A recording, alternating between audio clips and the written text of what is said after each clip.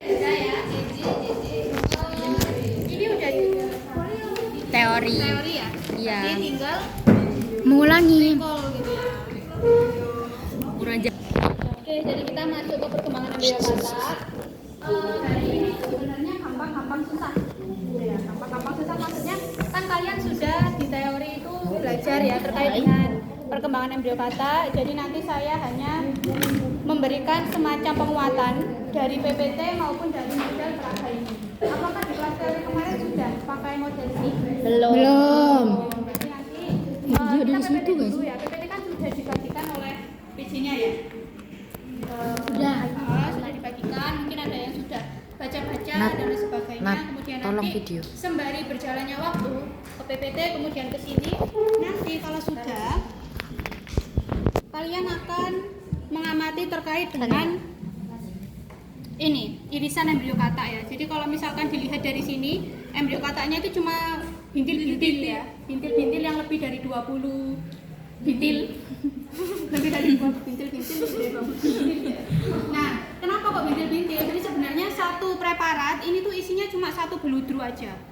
Tapi dia dipotong kayak kalian waktu di SPPT atau SPGT bikin apa sih namanya? Irisan Makan melintang. itu ya. Dia kayak tipis-tipis banget, nah itu dipotong dari depan ke belakang. Dari sini itu sampai ke belakang, makanya kenapa dia sangat kecil-kecil sekali. Nanti kalau sudah itu saya dikasih info gitu ya dari Ibu Sasi bahwasanya nanti setelah perkembangan embrio kata kita bahas juga sedikit terkait dengan perkembangan embrio ayam. Hanya saja goalsnya itu nanti di labrak hanya digambarkan terkait dengan apa yang kalian pelajari atau apa yang kalian amati dari PPT gitu. Tapi tidak usah dibahas. Jadi yang dibahas nanti cukup yang perkembangan embrio kata model dan juga tunas ekor ini. Paham enggak? Jadi nanti labsemnya ada 3, labraknya juga gambarnya ada 3, tapi yang dibahas hanya yang kata gitu. Jadi kemarin hampir lupa ya kalau ternyata embrio ayam itu juga masuk ke UTS. Gambar 3, tapi labraknya tetap 1 aja. Yang dibahas hanya yang model ini sama tunas ekor. Nah, sebelum kita bahas lagi, nanti mekanismenya yang ini tidak perlu digambar, tapi langsung difoto. Fotonya per kelompok, moto sendiri-sendiri ya. Cara motonya jangan semua terus di zoom gitu ya, tapi satu persatu gini kalian ambil, di belakangnya diberi Kertas putih. apa ya, kertas HVS atau mungkin kertas putih gitu biar bersih, satu persatu dari mulai zigot ini sampai ke tunas ekor yang ini. Nanti untuk menunjuk-nunjuknya boleh langsung dari laptop kalian ketik atau mungkin di print dulu baru pakai tangan gitu, boleh dibebaskan. Kalau yang ini kalian gambar tangan untuk yang embrio tunas ekor. Caranya gimana itu nggak mungkin kan Kak kita gambar semua. Apa mau gambar semua? Enggak. Lebih dari 20 ya.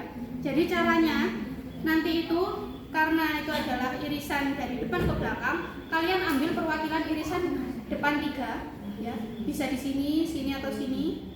Kemudian yang tengah ini 3, yang belakang dari sini sampai ke sini itu diambil 3 saja. Caranya Kak supaya tahu itu yang ada di preparat itu bagian depan, tengah atau belakang gimana? Jadi kan di PPT juga sudah ada ya, di bagian agak-agak belakang itu bisa dijadikan patokan. Tapi kalau mau lihat dari buku atlas ini cuma 2, jadi nanti silakan gantian dan difoto. Itu gambarnya seperti ini. Ya kayak gini ya. Ini yang tengah nomor berapa? 214, 215 dan 216. So ternyata seperti ini yang tengah. Jadi kalian cari nanti sesuaikan di preparat itu bagian yang paling mirip. Nanti kalau di belakang dia udah mulai tipis seperti ini. Kenapa tengah dia menggembung? Karena kan ini kalian lihat ya, tengah. Tapi ini nggak terlalu ini ya, belum terlalu sempurna. Jadi kalau di bagian tengah sini itu kan dia ada kan yolknya itu ya. Jadi kalian lihat yang struktur mirip orang apa ya, mirip perut yang menggembung gitulah. Kemudian yang ini juga tengah ya, tengah. Nah yang depan itu seperti ini, jadi ada bakal mata, ada bakal optik gitu di sini ya. Ini juga depan, ini depan. Nah memang nggak bisa sekali lihat, jadi nanti waktu sudah mulai pengamatan di bawah mikroskop kalian amatinya sambil lihat ini sambil konsultasi. Jadi total untuk yang ini 9, yang ini di print saja. Lalu yang embrio embrio ayam itu ada 8. Ada 8. Jadi ini ya, embrio ini 18 jam. Kemudian ada 20, ada 24, kemudian ada 33, lalu ada 36, ada 48, 55, dan terakhir ada 72 jam. Gambarnya karena kita nggak pakai mikroskop ya, gambarnya langsung dari sini nggak apa-apa gitu. Dan tidak perlu dibahas, jadi cuma menggambar saja di lapsem dan juga di Pakra, itu aja. Ini nanti saya jelaskannya singkat aja untuk yang ayam, karena kan kalau terlalu banyak nanti buyar ya, ini belum paham, belum mengendap, udah di ayam. Clear sampai sini? Clear ya? Gila ya, kita harus semangat. Oke, kalau gitu kita kembali ke yang embrio kata. Tadi sudah bisa semua pretestnya? Bisa ya. Kan jawabannya ada di petunjuk praktikum, dasar teori. Ini ringkasan mulai dari fertilisasi sampai dia detail elongation.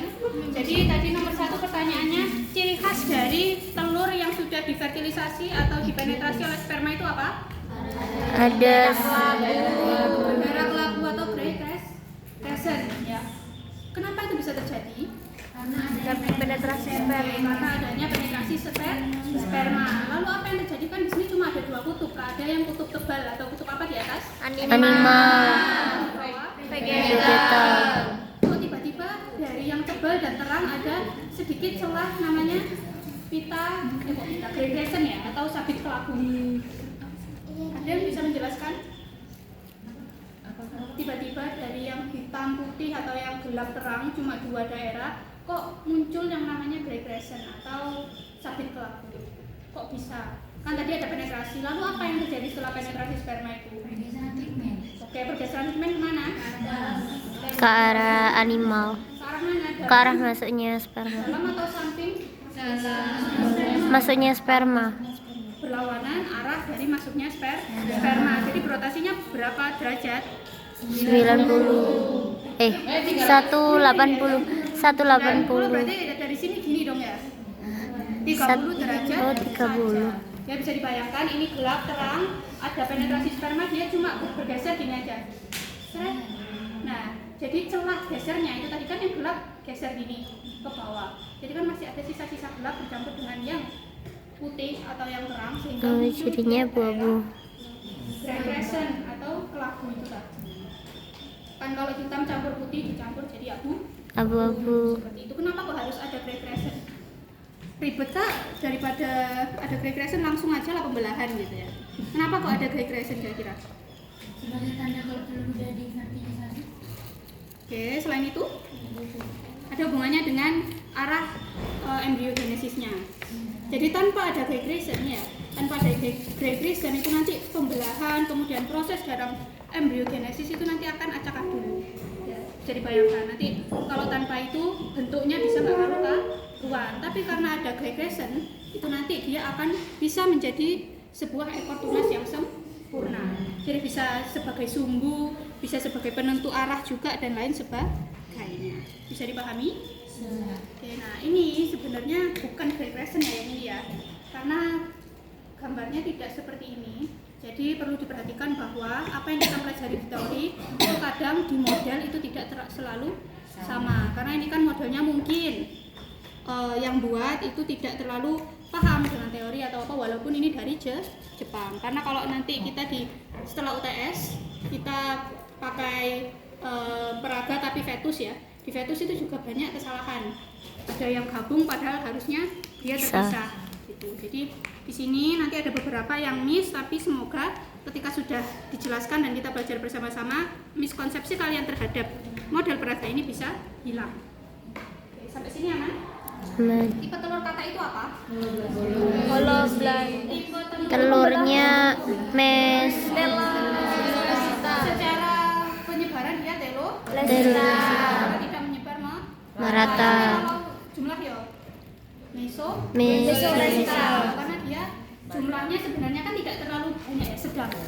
Kalau yang banyak itu kan mega. lesita ada pada Ayam. ayam ya betul. Ayam apes gitu ya. Jadi di Madinah.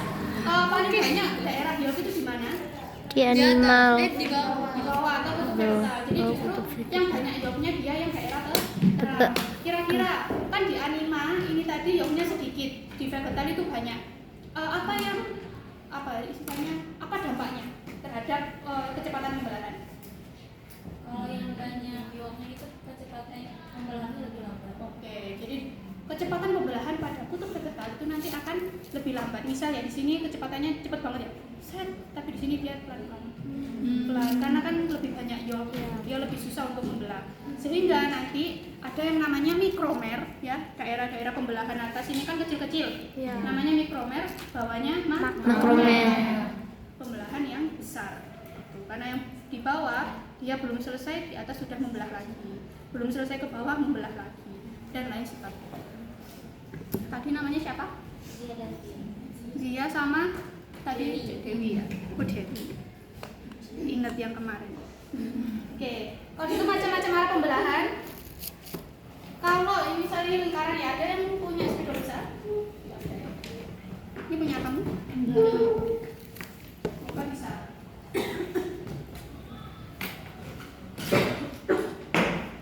Ya lumayan lah. Oke. Kalau misalkan pembelahannya dia tegak lurus di tengah, berdiri gini apa namanya? Meridional. Kalau dia di tengah tapi tidur Horizontal. horizontal? Tengah ini? Vertik. Di tengah tapi tidur ekuatorial. Ekuatorial nanti baru kalau dia tidur tapi di atas ini atau di bawah ini namanya horizontal atau latitudinal. Nah, jadi sebelum kita masuk ke situ karena itu nanti ada banyak pembelahan, kalian harus paham dulu konsepnya bahwa yang tengah ini dengan yang atas dan bawah posisi tidur itu akan berbeda namanya. Kalau misalkan kalian ini anggap horizontal nanti konsepnya beda, jadi nanti kalian akan bisa paham terkait dengan arah pembelahan dan jumlah blastomer. Ulang ya, yang di tengah ini apa? Meridional.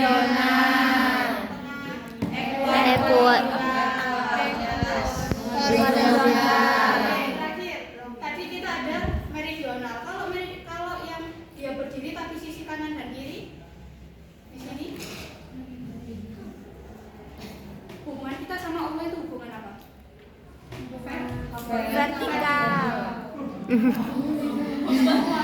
Kan kalau sama manusia horizontal gitu kan. Iya. Tapi kalau di sini kita meridional. Ya ini meridional, ini horizontal, kemudian kalau yang berpinggir Vertikal. itu konsep, jangan sampai dilupa karena itu basic. Itulah mengapa harus ada pengantar. Kemudian tipe pembelahannya apa?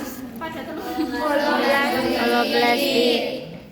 lebih lengkapnya, kenapa dikatakan holoblastik? Pembelahan Yang menyeluruh bisa dilihat dari ujung atas dia menyeluruh sampai ke vegetal, ya kan? Nggak ada yang tidak membelah sampai ke bawah. Gitu ya. Lalu kalau misalkan kita mau tahu lebih lengkap, namanya itu ada tiga kata. Holoblastik, radial, dan equal. Jadi kalau di UTS ada keluar misal gitu ya, minimal dua kata, holoblastik radial. Kenapa dikatakan holoblastik radial? Mereka menyeluruh, melingkar ya kan, ke seluruh bagian embrionya dan juga unequal. Maksudnya unequal tadi kan ada perbedaan blastomer pada ukurannya, yang atas itu mikromer, yang bawah itu makromer ya. Itulah mengapa holoblastik menyeluruh, kemudian radial dia melingkar, kemudian unequal, berbeda ukuran mikromer dengan makromer. Oke, clear sampai sini? Kayak Oke, lollipop. kemudian Kayak lollipop. nah ini tadi ya untuk yang macam-macam pembelahan arahnya.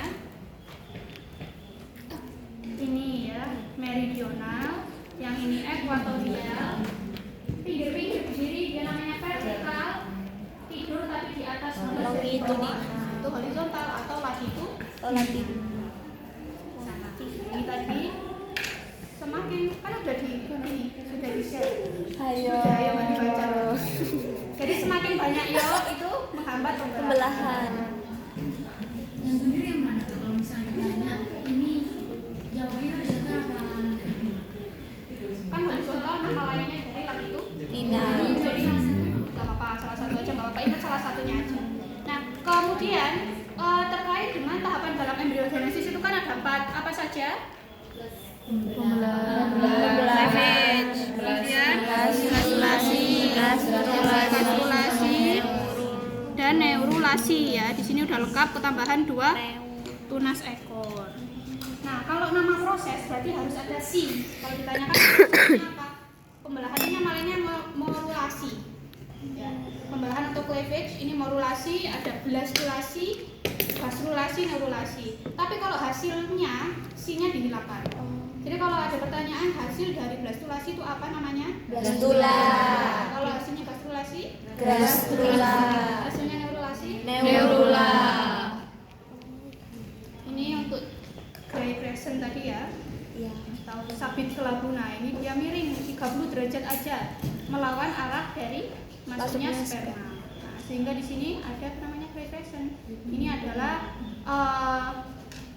kutub gitu ya, kutub untuk patokan ketika ada gerak morfogenik. Jadi dia ukurannya berapa? Tidak, ukurannya tetap. Nanti tak jelaskan ya ini. Ketika dia satu, ini hasil fertilisasi namanya apa? Zigon. Zigot. Berapa N? 2. 2N, karena sperma bawa N, ovum bawa N, sehingga 2N. Ternyata nanti pembelahan, kemudian akhir dari morulasi atau cleavage itu berapa blastomer? 32. Jangan dibayangkan dari satu zigot ini, sebuah zigot itu nanti menjadi 32 blastomer, itu ukurannya berbeda tanpa tumbuh dan berkembang. Kecuali kalau tumbuh dan berkembang dia akan Besar. membesar. Kalau ada pertanyaan morula itu apa? Bola-bola kompak tanpa Celah. atau bola ya, kalau bola-bola nanti banyak bola kompak gitu. Itu padat banget. Selanjutnya gerak morfogenik. Kira-kira gerak morfogenik itu terjadi di mana? Jadi blastula. Di mana? Morfogenik geraknya gas. Gastrula. Ya, hasil dari gastrula itu apa sih? 3 lapisan.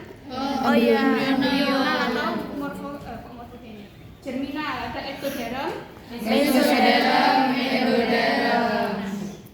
banyak sebenarnya ada invaginasi dan lain sebagainya, tapi untuk yang embriokata kita fokus ke 3 saja, tidak usah banyak. Ada invaginasi atau pelipatan. Contoh ini adalah embriokata, pelipatan di ibu jari saya ini agak melengkung sedikit ke dalam, itu namanya invaginasi. Kemudian ibu jari saya ini setelah invaginasi atau masuk ke dalam, dia akan merotasi ke dalam, ya gini, kemudian akan begini. Ya, tapi nggak bisa ya ini atau ini. Horor kalau bisa, jadi kayak gini. Ini ya ke dalam gini, itu namanya involusi. Ya, dia rotasi ke dalam. Setelah dia berotasi ke dalam, baru ada namanya epiboli. Dia akan memperbanyak, dia melebar, meluas dan berproliferasi, menutupi sel-sel yang lainnya. Jadi diulang, kalau dia masuk ke dalam atau pelipatan apa namanya? Invaginasi. Kemudian ada rotasi ke dalam, Involusi. Epiboli. itu ketiganya ada di gastrulasi. Pertanyaannya, kenapa harus ada gerak ini? Ada hubungannya sama hasil 3 lapisan itu tadi. Tinggal disambungkan. Kenapa kok harus gerak ya? Kan ada ectoderm, ada mesoderm, ada endoderm. Ectoderm dia paling luar apa paling dalam? Luar. Mesoderm? Dalam. Endoderm? Ectoderm itu nanti jadi apa? Kulit. Rambut, ya kan? Dan lain sebagainya. Kalau meso? Rangka. Ya, jaringan. Kalau endoderm? Bagian dari organ. Itu ectoderm, mesoderm, endoderm harus ada di posisi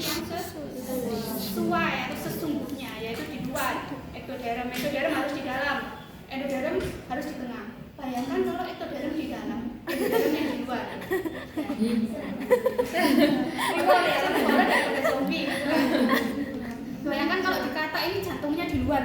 Jantungnya di luar, kulitnya di dalam. Lebih mudah untuk ditembak jadi. Itu jadi kan yang nggak bisa hidup. Nah, sehingga kenapa harus ada gerak morfogenik ya? Fungsinya adalah untuk menempatkan 3 lapisan embrional itu di tempat yang semestinya. Kalau nggak ada gerak morfogenik, dia akan tetap acak-aduk. Jadi sebelum ada gastrulasi, ektoderm, endoderm, mesoderm itu dia acak-acakan di dalam embrio. Harus ada gerak ya, gerak yang nuntun dia untuk masuk ke dalam, nuntun dia untuk berrotasi supaya ektodermnya bisa di luar, mesodermnya di tengah, endodermnya di dalam. Gitu ya, ingat-ingat supaya paham. Ini tadi. Nah, sekarang kita ke cleavage atau morulasi. Bisa dibayangkan ya ini less than 2 hours ya. Jadi kurang dari 2 jam untuk morulasi dari 19 tambah 15 tambah 15 tambah 15 tambah 13. Menghasilkan 12 tomer baru nanti akan ke plastulasi. Jadi total setiap spesies itu akan berbeda, tapi biasanya 3 sampai 4 hari dia sudah jadi ini. Yang telur katak yang kayak biji selasi gitu, ngambang-ngambang di danau, di sawah, itu 3 hari kemudian atau 4 hari kemudian sudah akan menjadi kecepong atau bulu seperti ini. Karena memang pembelahannya cenderung cepat ya. Yang agak lama itu adalah metamorfosisnya. Tapi walaupun dia sangat kayak jadi mikir. Tapi kalau dia ini walaupun sangat singkat ya, dia ini sangat penting karena apa itu tadi ada hubungannya sama 3 lapisan embrio, lalu ada hubungannya juga sebagai bakal dari terjadinya organogenesis. Bisa dibayangkan kalau embriogenesisnya itu dia ada terdamage atau kena dampak dan tidak sesuai, maka organnya tidak akan bisa tumbuh dengan maksimal. Kakinya cuma 3, entah itu tiba-tiba dia nanti paru-parunya tidak ada dua lobus dan lain sebagainya, jantungnya tidak maksimal dan lain sebagainya. Makanya entah itu di kata ataupun mungkin di manusia ya, embryogenesis itu sangat penting sekali, masa-masa krusial. Di manusia pun juga seperti itu. Ini kita belajarnya setelah tes. Ini kok di sini ya, sorry. Nah, tadi awalnya itu adalah zigot berapa N? 2N. Kemudian pembelahan pertama bidangnya Meridional. ya, menghasilkan berapa belas tomer? 2. Nah, minusnya untuk model peraga ini dari 2. Dari pembelahan pertama itu langsung loncat ke pembelahan berapa ini kira-kira? Itu 8 ya? 8. Coba. 6. Pembelahan ke berapa kira-kira? 4 6 8 ya. Pembelahan Tiga. ketiga. Apa? Enggak. Cukup ada. 3. Iya. 3 atau 4? 3. Ya. Wow. Nah, padahal kita kan harusnya bisa mengamatinya dengan jelas sama seperti pada PPT. Nah, ini PPT-nya semua gambar, tidak semua sih, tapi untuk gambar-gambar yang seperti ini saya ambil dari Campbell. Jadi Campbell itu lengkap mulai dari biokim ada, biosel ada, SPH pun ada. Jadi kalian nggak usah jauh-jauh sebenarnya cari di Litgen yang apa-apa gitu judulnya. Campbell aja udah mencakup semua materi basic ya, tapi untuk hewan dan juga tumbuhan. Jadi sebenarnya pada pembelahan pertama sebelum dia selesai ke bawah, ya ini salah ini ya. Jadi sebelum ke bawah udah ada pembelahan ke 2. Bentuknya seperti apa? Ini horizontal. Tinggal dibaca. Meridional tegak Ya lurus. kan? Jadi nanti dia kayak ada salib di atasnya gini. Nah, jadi ini meridional pertama, pembelahan pertama belum sampai ke bawah, seharusnya di sini sudah ada bidang yang kedua. Karena itu tadi terlalu banyak yok di kutub vegetal. Gitu. Nah, sama nanti dia belum ke bawah, yang kedua juga belum sampai bawah, sudah ada pembelahan ketiga. Terus sudah ada pembelahan keempat, 5, 6 sampai dia menghasilkan 32 blastomer seperti ini dan menghasilkan mikromer yang kecil-kecil di atas, makromer di bawah. Ada 32 blastomer yang merupakan bola kompak disebut dengan morula. Itu bisa dipahami? Bisa. Oke. Kembali ke sini. Pembelahan ketiga bidangnya apa? Horizontal. Yang mana? Yang ini ya. Atas. Kan bisa dilihat ini horizontal karena dilihat di atas. Kalau di tengah itu baru dia ekuatorial. Kemudian pembelahan keempat samaan. Jadi tadi kan yang 1 dan 2 masih 4 gitu ya. Masih kayak salib gitu kan. Ternyata di sini bersamaan, ketambahan 2 tapi bersamaan. Sret. Jadi ada 2 bidang gitu langsung bersamaan, namanya simultan. Lalu terakhir ada horizontal. Nah, tapi di sini juga tidak ditambahkan. Tiba-tiba sudah ada 32 belas tomer. Jadi nanti untuk menunjukkannya kalian cukup tunjukkan ini zigot, ini pembelahan pertama. Terus tunjukkan bagian-bagiannya gitu ya, kutub anima mana, vegetal mana, berapa. Kalau yang ini nanti kutub apa, pembelahannya dan juga jumlah belas jam. Itu cleavage. Nanti di akhir kita review itu ya bersama ya. Jadi apa sih hasil dari morulasi, hasil akhirnya? Hasil akhir morulasi atau pembelahan? Mana pakai ini lagi? Ya, ini ya hasil akhirnya 32 tomer yang disebut dengan morula. Barulah kalau tadi yang menjawab 32 atau 64 benar ya. Morula lalu bisa mengalami yang namanya blastulasi atau blastula ya di sini hasilnya. Di sini ada rongga namanya blastosol. Nah, ini tugas kalian. Blastosol itu fungsinya untuk apa?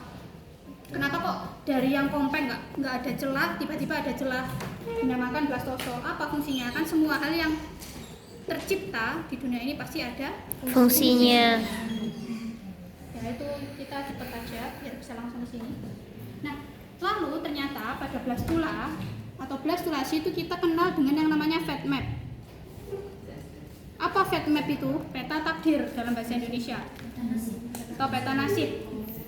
Jadi kita manusia pun juga punya peta nasib. Maksudnya peta nasib itu seperti apa?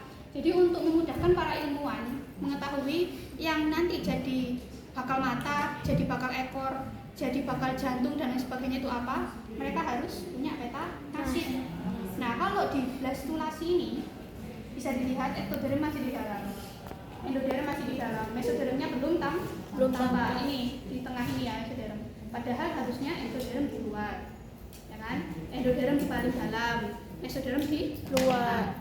Sehingga dari blastulasi ini yang di dalamnya masih acak-acakan ya, ektoderm, mesoderm, endoderm harus melalui yang namanya gastrulasi supaya dia bisa apa tadi posisinya sesuai atau settle seperti itu. Jadi itu adalah latar belakangnya kenapa harus terjadi gastrulasi dan ada gerak morfogen. Pertanyaannya, hasil akhir blastulasi itu apa? Blastula. Hasil akhir blastulasi itu apa? Blastula yang di dalamnya ada rongga bernama Blastosol. dan juga fate map.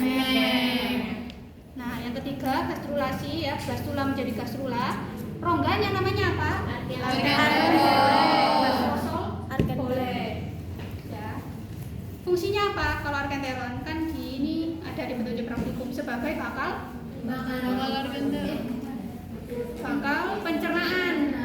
Kalau nggak ada arkenteron, maka tidak ada sistem pencernaan, dia tidak akan bisa survive gitu ya, nggak bisa makan, nggak ada nutrisi. Oke, ini skip dulu ya. Ini fungsi-fungsi ektoderm, mesoderm, endoderm secara rinci ya, bisa dibaca di PPT atau mungkin kalau ada waktu bisa buka Campbell-nya. Kalau ditanya hasil akhir gastrulasi itu apa? Gastrosol aja apa nama keseluruhan ini? Kalau gastrulasi berarti diambil gastrula, kemudian ada 3 lapisan embrional dan juga celah di dalam gastrula apa? Arkenteron. Jadi jangan dilupakan. Terakhir neurulasi, ini yang paling susah ya bukan susah sih, mudah ya, insya Allah. Amin. Mudah itu nanti kalau sudah paham seru bahasnya. Terbentuk ini ya. Kalian kemarin pakai istilah bumbung neural atau neural tube? Bumbung. Bumbung boleh, neural tube boleh ya. Jadi yang seperti lingkaran ini neural tube, Lalu yang lipatannya neural fold, yang dia masih kelihatan kayak parit atau got ya. Got itu adalah neural groove. Nah, lalu ada pial neural atau neural crest. Kalau gitu langsung aja kita ke sini ya. Boleh tanya? Itu di penyakit ada bibir dorsal blastoporus. Oke. Itu ada di sini. Nanti bibir dorsal blastoporus itu adalah inisiasi atau awal dari gastrulasi. Tanda itu bibir dorsal. Bibir kan ada celahnya bibir kita. Ya. Bibir kita kan ini maksudnya celah ini loh yang bisa mangap-mangap itu. Nah, itu sama. Dia ada celah dikit supaya bisa masuk atau terjadi apa tadi invaginasi. Kalau nggak ada celah maka tidak akan bisa masuk kan gitu. Nah, makanya kita bahas dulu yang ini ya. Itu yang melengkung di situ Ke dalam. makromer sama mikromer. Ya, makromer mikromer. Kenapa masih dikatakan makromer mikromer? Karena kan kita tidak bisa menentukan ya kalau sebelum gastrulasi mana ektoderm, mana endoderm. Itu nanti kalau di akhir gastrulasi baru bisa kita katakan yang luar pasti ektoderm, yang dalam pasti endo, yang tengah pasti mesoderm. Oke, bisa kita mulai yang ini. Oke, minta tolong ke depan ya, karena ini agak kecil-kecil banget ya. Jadi boleh untuk yang mulai sehan di sini boleh. Pokoknya semuanya mengamati, karena kalau tidak akan bisa UTS-nya. Nah, UTS-nya ada dari sini. Ini ada spill dari kakak tingkat kalian tahun kemarin, itu soal yang keluar ini. Tapi yang tahun ini pasti berbeda. Itu ya, mungkin juga ya yang sama. Oke, yang pertama. Tahap pertama dari embryogenesis apa? Tahapannya kan apa tahapnya? Pembelahan. Tapi sebelum itu harus terjadi yang namanya fertilisasi. Fertilisasi menghasilkan ini loh hasilnya. Berapa N? 2N. Ada yang namanya apa hasil dari fertilisasi? Sabit kelabu. Sabit kelabu atau gray crescent gitu ya. Tapi di sini tidak terlalu tampak. Kenapa ada gray crescent?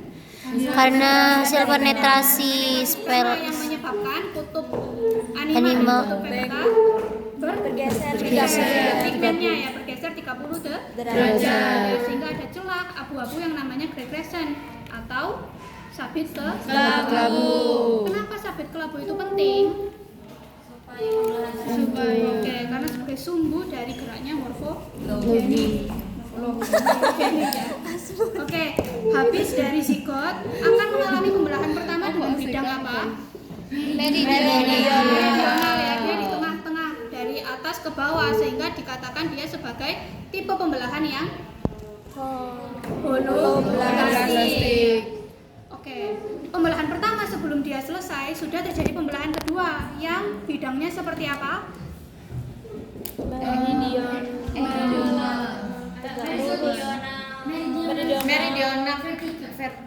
Meridional tegak lurus. Ya, di sini jadi meridional tegak lurus yang menghasilkan berapa blastomer?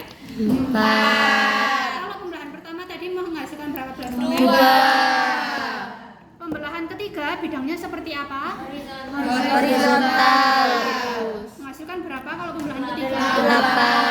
8. 4.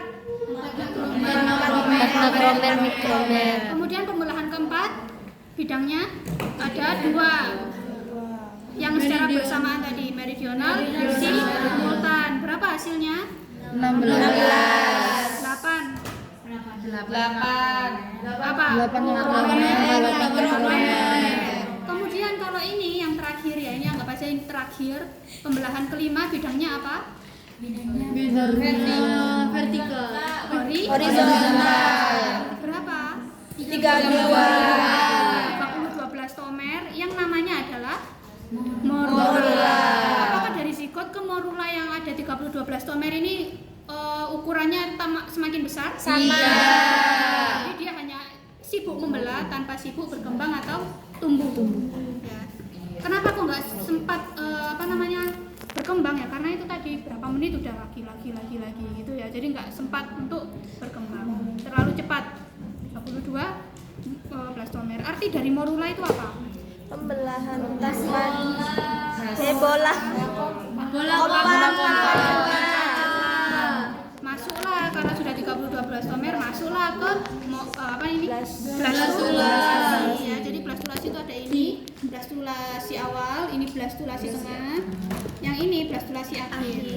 Tapi nanti aja dulu. Nah, tiba-tiba muncul apa ini? Blastosol. Ya, rongga namanya blastosol, dia masih kecil. Nanti ke sini blastosolnya semakin Besar. Oh ya benar. Anggap aja ini semakin besar ya, walaupun di sini sama saja. Iya. Nah, di sini dia yang semakin Besar. Nah, kira-kira pada tahap blastulasi itu apakah dia juga blastomernya sibuk untuk membelah? Iya. Pembelahan itu akan terjadi seumur Hidup. ya kan, makanya nanti ini dari yang beludru atau kecebong bisa jadi Kata yang sempurna yang dewasa. Lalu kemarin dari kelas apa lupa, itu pertanyaannya bagus loh Kak. Itu kan sibuk membelah. Yang mulanya dia bintil-bintil gini semakin kecil kok tiba-tiba ketika sudah neurulasi tidak ada lagi Kak. Gimana caranya kira-kira? Ya karena kan dia semakin membelah kan kecil kayak kulit kita. Mulus. Ya. Tapi kalau kulit kita ini kita lihat di bawah mikroskop Iya. seperti gabus. Ya kan? Nah, itu. Jadi dia semakin kecil semakin banyak dan terus semakin rapat. Paham ya? Oke, kembali lagi ke blastulasi. Ini blastulasi. Nah, tadi dijelaskan bahwasanya pada blastulasi itu masih berupa fat map ya. Dia tidak ada istilah ektoderm, endoderm, mesoderm karena masih campur satu sama lain di sini. Nah, negatifnya itu bukan negatif sih.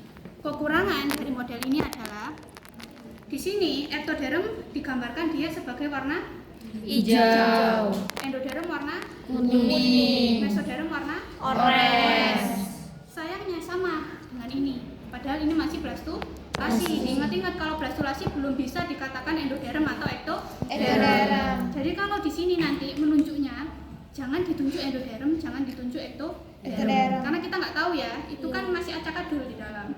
Sehingga di sini kita katakan mikromer, ini makromer, atau mungkin boleh mikromer dalam kurung kutub animal, makromer dalam kurung kutub vegetal. Barulah nanti kalau sudah di gastrulasi akhir, kalian boleh mention bahwa yang hijau ini adalah ekto, yang tengah ini endo, yang oranye adalah meso. Clear? Oke. Sekarang kita masuk ke gastrulasi akhir. Sekaligus ini adalah gastrulasi awal. Karena tadi ada yang tanya terkait dengan bibir dorsal blastoporus. Oke, yang ini saya ulang, yang hijau di atas ini apa? Mikromer atau kutub animal. Yang ini makromer vegetal. Yang rongga ini Blastosol. blastosol. Sol, kalau apa rongga itu pasti sol. Sol. Nanti ada neurosol dan lain sebagainya. Pokok rongga akhirannya itu pasti sol. Nah ini itu cuma pecah ya, bukan apa-apa putih ini ya, bukan struktur. Yang ini putih memang struktur tertentu. Kalau ini pecah. Nah kemudian tadi dikatakan Kak, itu apa sih bibir dorsal blastoporus? Nah perlu diingat bahwa gastrulasi itu kan terjadi 3 macam gerak morfogenik. Apa? Morfogenik. Invaginasi. Involusi. Sama emboli. gerak-gerak tersebut kan terjadinya di dalam, ya kan? Nah, tanpa adanya celah atau namanya bibir dorsal blastoporus yang hitam ini, dia tidak akan bisa masuk ke dalam ya. Jadi apa yang bisa dikatakan bibir dorsal blastoporus itu adalah ciri utama atau ciri dari mulainya gastrulasi. Tanpa ada ini berarti gastrulasi belum bisa dimulai ya. Yang ini celah ini. Ini di video. Iya. Oke, ini ya. Ini ya, bibir dorsal blastoporus. Kemudian yang putih ini apa Kak? Putih ini adalah sel botol. Sel apa Kak? Sel botol ya. Ini kelihatan nggak dari belakang? Enggak. Boleh sini, ini ada yang leye-leye banget yang putih ini ya. Sel botol. Pernah lihat kereta api? Pernah. Gitu. Nah, kereta api itu gerbong-gerbong lainnya tidak akan bisa jalan kalau tanpa ada gerbong depan. Ya kan? Nah, ini juga sama. Dia fungsinya adalah menarik sel-sel lainnya di belakang supaya masuk. Itu dia ngajak ya guys. Masuk gitu. Masuk ya. Jadi dia ini memimpin ya. Sel botol ini memimpin perputaran kan sudah invaginasi, mimpin perputaran dari sini sampai ke bawah sini, kemudian akan menghilang. Menghilangnya bukan berarti dia terdegenerasi, tapi dia akan kembali menjadi sel normal. Kan ini awalnya kan menginduksi ya, ayo ikut gitu kan. Tuh ikut, kemudian kalau sudah ya udah, dia sudah turun jabatan. Gitu ya, sudah menjadi sel-sel yang normal kembali. Kayak gitu, tapi lagi-lagi minusnya warnanya sama. Iya. Ya kan? Bukan berarti dia ini lanjutan sel botol menjadi namanya bakal notochord. Ya. Kenapa? Kak kok sama ya nggak tahu yang buat ya. Gitu. Jadi jangan dikira ini itu sama dengan notochord karena ini pasti menghilang. Tidak akan menjadi apa-apa, menjadi sel biasa saja yang lain. Nah, kenapa tadi saya minta kalian foto satu persatu? Karena di petunjuk praktikum itu di gambar lampiran itu ada beberapa penunjuk yang tidak tepat. Jadi ini ditunjuk bersamaan dengan ini. Berarti kan seolah-olah dia sama ya kan? Padahal warnanya saja yang sama. Dia fungsi dan namanya berbeda. Oke, tak ulangi lagi. Ini fase apa? Gastrulasi awal sekaligus Gastrulasi. Kenapa dikatakan dia gastrulasi awal? Ada bibir dorsal. Dan ada apa? Yang putih? Ada sel botol. Yang hijau ini apa? Rongga ini? Blastosa. Kalau yang bagian atas? Mikromer. Yang ini Makromer. Kemudian kita masuk ke gastrulasi tengah. Itu dia sudah sangat bergerak ya. Sel botolnya sudah hilang ya. Sudah ke bawah sini udah hilang. Nah, blastosolnya hilang nggak kira-kira? Iya. Jadi ternyata blastosol itu nanti akan terhimpit ya, tergencet. Terhimpit kemana? Nah ini kan masih ada kayak jeglongan sedikit. Nah ini sisa blastosol. Ya, nanti di akhir gastrula itu blastosol akan benar-benar menghilang. Oke, ini kan masih tengah. Jadi kalau masih tengah itu masih ada blastosolnya sedikit. Nah lalu ada rongga baru yang biru namanya arkenteron, yaitu bakal dari sistem atau saluran ya, saluran pencernaan. Lalu ada juga namanya bakal notochord. Bakal notochord itu bakal sumbu tubuh. Sumbu tubuh berarti dia adalah tulang belakang. Tanpa notochord kelihatan tak? Oke, sini, apa di sini banget. Jangan jaga jarak. Tanpa notochord itu nanti katanya akan meleot ya. Kan nggak bisa kayak gini. Jadi dia bengkok-bengkok gitu. Jadi harus penting ini ya notochord. Lalu di sini apa yang hijau sudah bisa dikatakan apa? Nah, mesodermnya masih proses ya. Dia masih proses penempatan yang oranye ini. Nah, lalu nanti kalau sudah selesai tanda berakhirnya itu ada namanya ini Yolk plug atau sumbat Yolk. PLUG plug Yolk plug. Nah, kenapa kok harus ada sumbat? Kalau ada sumbat kan ini beber dorsal sama ada beber ventral ya. Itu dia akan terhambat kan, akan tertutup gitu loh. Nggak akan ada sel-sel yang bisa masuk kembali. Itu namanya Yolk plug. Nah, itu. Nanti akhir gastrulasi akan sempurna seperti ini. Yang ini apa? Yang rongga ini Rongganya arkenteron. yang ini Endoderm. yang putih Mesoderm. Notochord. yang oranye Mesoderm. ini adalah akhir dari Gastrulasi. Nah dari sini baru dia udah aman. Ektoderm nanti bisa jadi kulit, kalau di manusia bisa jadi rambut, kalau di yang endoderm nanti organ-organ dalam, mesoderm nanti otot dan tulang. Ini adalah neurulasi awal ya. Apa yang berbeda? Ternyata mesodermnya dia sudah agak memanjang ya. Nanti di akhir nanti mesodermnya akan melingkar. Neurulasi yang hijau ini apa? Masih ekto ya. Sampai akhir nanti ekto ya. Ektoderm. Kemudian yang kuning, Endo. yang oranye, Meso. yang putih. Notochord. Arkenteron. Kalau pada neurulasi kan kita kenal ada neural plate atau keping neural, ya kan? Ya. Ada bumbung neural atau neural tap, ada lipatan neural atau neural fold, ada parit neural atau neural groove. Nah, cara awalnya kalau gastrulasi tadi awalnya muncul celah apa namanya? Bibir dorsal. Kalau neurulasi ciri awalnya ini notochord ya. Iya, induksi notochord. Padahal di sini kan notochordnya ektoderm di atas notochord masih biasa. Nah, ternyata pada neurulasi awal notochord ini akan menginduksi ektoderm atas dan menebal. Kan dia lebih tebal ya daripada yang ini ya. Ya kan? Ya tidak. Dia menebal, akhirnya dia dipanggil neural plate. Ya, menebal gitu, neural plate atau cupping neural. Nah, lama-kelamaan ini neural plate-nya itu akan melengkung ke dalam.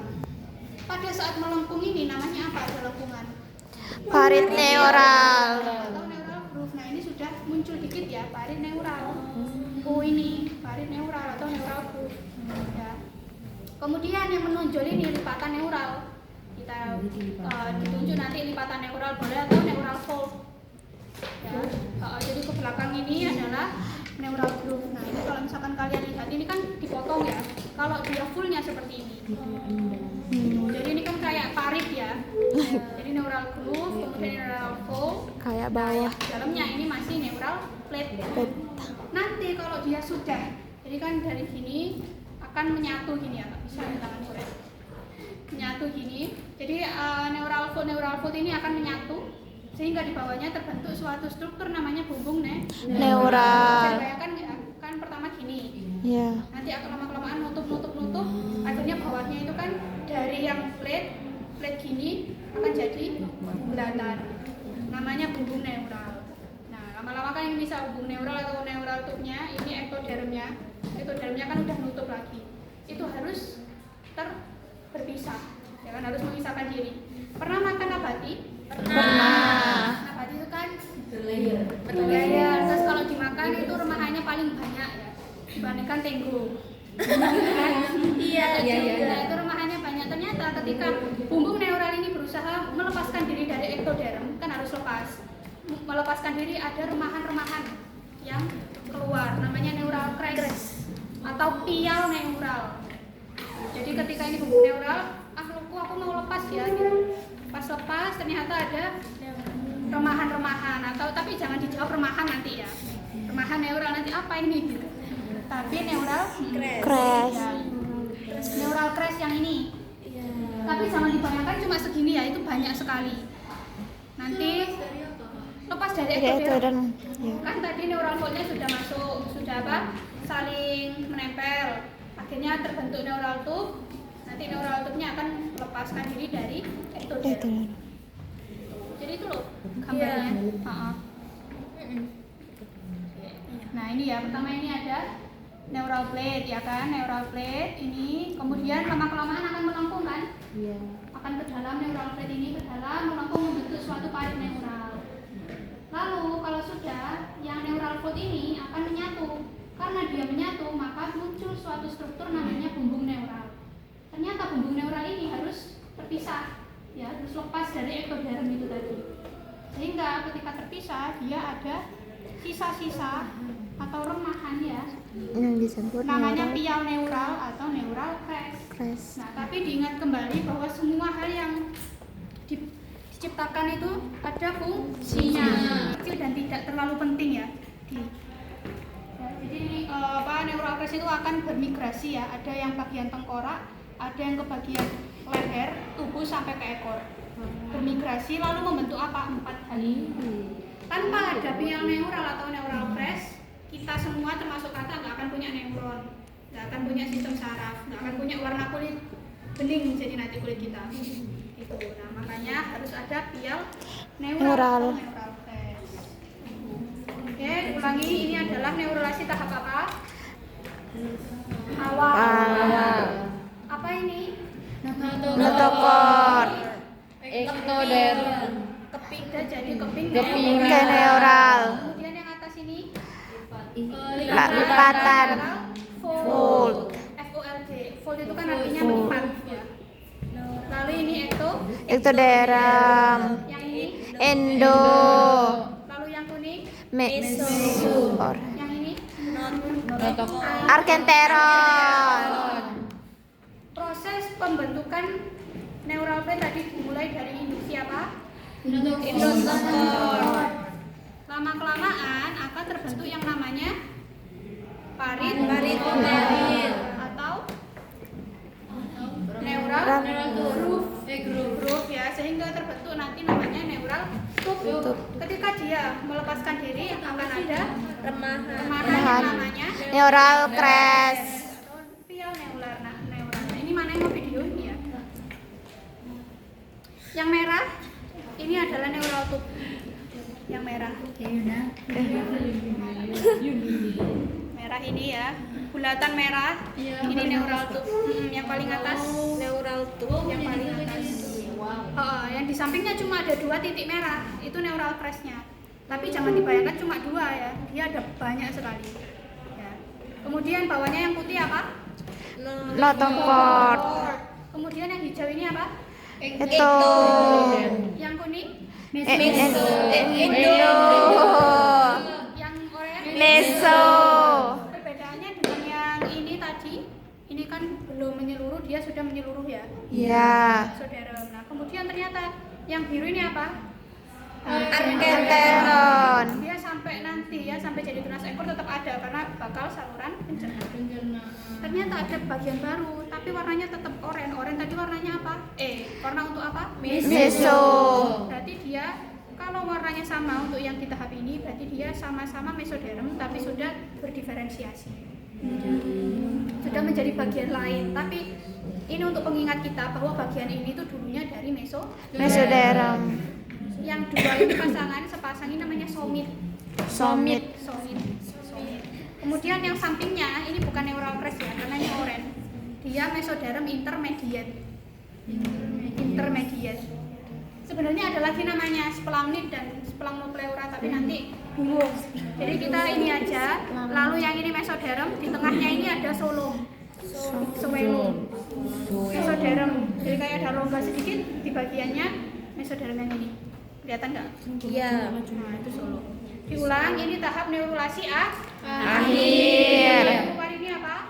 Ektoderm. Endo. Kemudian ini Enteron. bulatan paling atas merah. Tub. Apa? Merah kecil-kecil. Neural crest. Putih ini Notochord. oranye. Meso. Celah di antara mesoderm. Solo. Lalu ada struktur baru dari mesoderm sepasang ini. Mesoderm. Spesiasi. Somit. Somit. Somit. Somit. Lalu nanti yang titik-titik oranye mirip neural crest, tapi di bawah sini dia bukan neural crest ya, tapi tadi yang udah di-mention intermediate. Mesoderm intermediate. Belum. Masih ini. Sebelah susu hilang.